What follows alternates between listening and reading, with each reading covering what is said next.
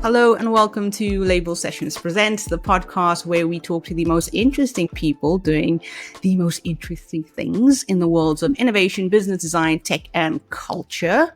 I'm Fuzlin Esau. Today we're joined by two brand new label mates who are joining the roster, as well as Josh Nixon from the Label Sessions team. So let's say a quick hello to Ed Mehmed. Ed is a commercial and futures strategist who helps large businesses surface value hidden in plain sight, and are able to build real ventures from that. Also, welcome to Ed Parham.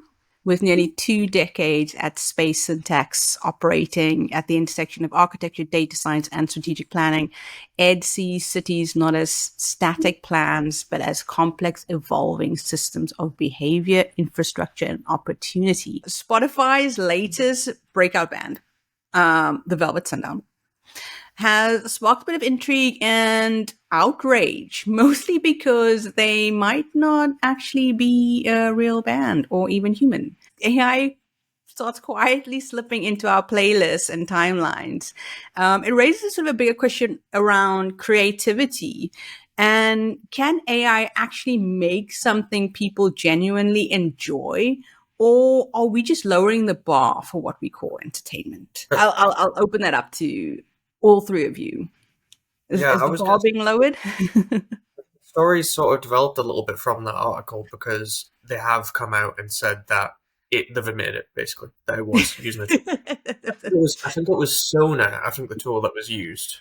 And I actually listened to some of the music over the weekend, and I could completely understand or see how someone would let that slip through one ear and out the other if they had it on a random playlist. But the thing that I wanted to add that I thought was hilarious was the fact that they initially doubled down from that Tech Radar article and said, "We're real people. Reach out to us an interview." And then when they gave that interview, they just said, "Yeah, I used a tool." So they kept the facade up until the very end, which I gotta respect. Nothing. It's the lip sync sort of controversy of the early 90s all over again. Early 90s, early 2000s. It's Milli Vanilli all over again in just a worse way. I was talking to someone about Milli Vanilli last week in relation to this. I mean, it's interesting. It's this conversation about authenticity versus originality, isn't it? And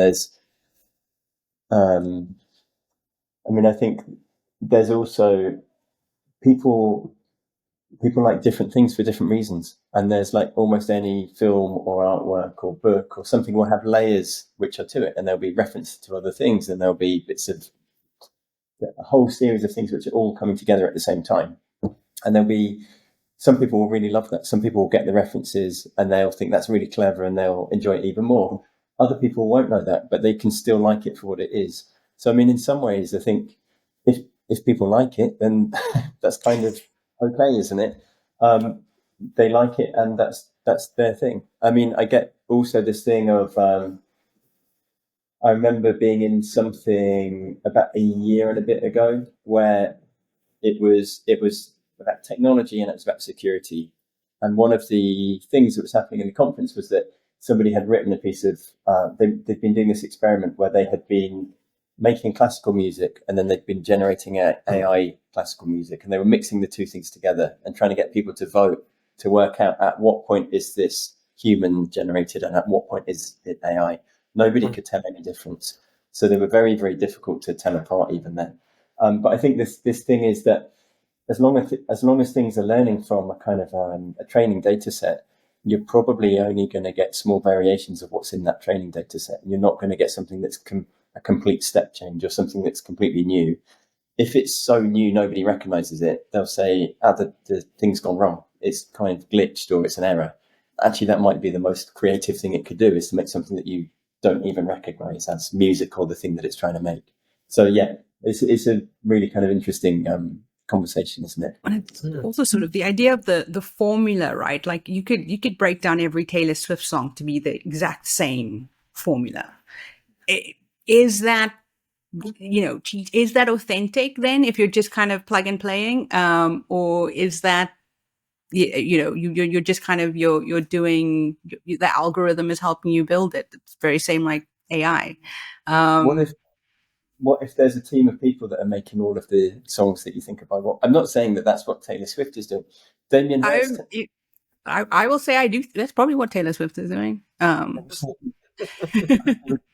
Good interview with Damien Hirst probably like 20, 25 years ago, where he was talking about the difference between art and architecture. And he was saying, look, if you look at a building, you know the architect hasn't built it all. So when you look at the work of an artist, he would have a whole team of people that were doing spot paintings and would move people on because they got too good at doing spot paintings or they got too recognizable as doing it. And this thing of, well, actually, what is this kind of art form that you're trying to get to anyway? Does it matter if it's made by lots of people or one person? Does it then matter if it's AI or a combination of AI and lots of people, but there's one person at the top of it? So I think probably it's giving us a lot of, it's like this mirror back, isn't it? It obviously means that we think music has to be this original thing produced by a person and shouldn't be this thing that's kind of generated in this way that seems inauthentic. I wonder what's behind that, though. I wonder if, music that connects to an audience is often about lived experience and truth. In some ways, it's a bit like a good joke. Like the joke hits you, but you turn around and everybody else is laughing, and you think, "Gosh, I thought I was the only one who did that or thought like that." Right? It's got real insight into it, lived experience. So I think that side of it for me is like, I think AI can create meaningful content because in the same way that, synthetic roses spell better than real roses, right? And the fragrance houses might use synthetic roses because it performs better, so there are weird things like that where the synthetic version is better than the one in our minds that's from nature. Like they're few and far between, but there are examples of it. But I think the thing is, like, therefore, what, like you get into sort of philosophical debate around just because we can do it, should we? And we can do it, but at what cost? So I think if music is one of those spaces where we say this is about, human outpouring and the human condition and, humans, telling stories and sharing their lived experience, then obviously you'd go, well, how can an AI do that, and why would you bother? Right? If it's around popular music and patterns and going, AI can learn the back catalogue, then AI is just behaving exactly the same way a music producer behaves and someone in a commercial team. So again, don't have a problem with using it as a coaching tool to go, based on last year's data, right? This happened. But the other thing is, most people don't realise in the music industry, there's already massive data-driven algo sets where every single thing to do with an artist is recorded and measured daily, hourly, probably, right? Including their social media feeds and what they get back and their audience engagement. Like, everything is tracked at the moment. And the same thing in the movie industry with Synalytics. So there's loads of this robo-assisted or algo-assisted decision-making happening all the time. So I guess the question is, like, where do you draw a line? Where is it okay and where isn't it? But tech's always moved ahead of legislation, right? Maybe that's the problem. Yeah. I think it sort of comes down to a transparency thing. I think if it was labeled, and I think this is same sort of like in terms of sampling in the music industry, or when we give credit to writers and things like that, or influencers, that becomes a part of the law of the song. So it really, for me, I feel the transparency is the issue. So tell me it's AI generated. If I still like it, okay, that's probably fine. But have the category and have the option, and have the ability to not be consuming that. Because I think where we are now, we aren't really being given the option not to consume AI content. Whether that's just a simple search on Google or, bigger things like what we're watching on Netflix. So I think that for me is the key component, is give me the option, give me the choice. And I can decide if I want to jump in or just kind of go, for me. Yeah, and then and that leads into the wider scope of like Spotify in general and why it's even rewarding AI artists such as these.